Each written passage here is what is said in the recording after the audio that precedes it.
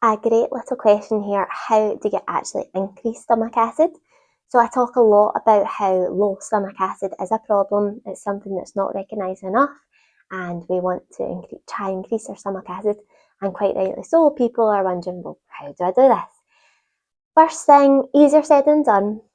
Stress. Reduce stress wherever possible. So during your waking hours, try to reduce stress, trying to promote some calm. Find what works for you. So it's so individual to you. You might not be able to control sources of stress, but what you can control is finding what works for you, what puts you into your parasympathetic mode. Maybe going for a walk, reading a book, listening to music, less screens, often the case. So finding what works for you. Cleaning, people have different things, okay? So finding what works for you and what puts you into a more calm state at some point during your resting hours, because sleep is not enough. But then some things that we can try to incorporate into our diet and lifestyle. First of all, kind of putting it simply, things that make your mouth water. Okay, think about that, because your mouth watering is one of the first signs that your digestive system is starting to kick into action.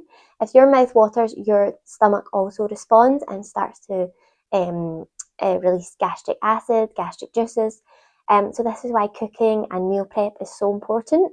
So wherever possible, I know it's individual, but hopefully on my page I've got some inspiration in terms of just trying to get people a bit more into cooking fresh foods, using your fresh ingredients, because all these smells, sights, aromas will help to stimulate your digestion.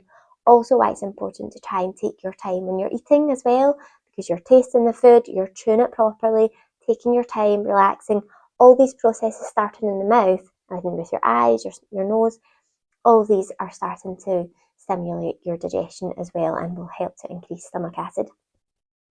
Then a bit more of a direct approach is herbal bitters. So bitter and sour tastes are some of the best taste sensations to stimulate stomach acid. There's been research done on this, on the bitter tastes. This is why bitter herbal remedies, herbal bitters, digestive bitters, such as centurium or yarrow, are absolutely fantastic for increasing your stomach acid. So look out for those. For those bitters and supplements, we always want a liquid formula so we can really, really taste them in the mouth. And as soon as you taste them, your mouth starts watering and your gastric juices are being stimulated. So yeah, in summary, reduce stress, find your relaxation, cook as much as possible, and prioritise digestive bitters for sure just before your meals.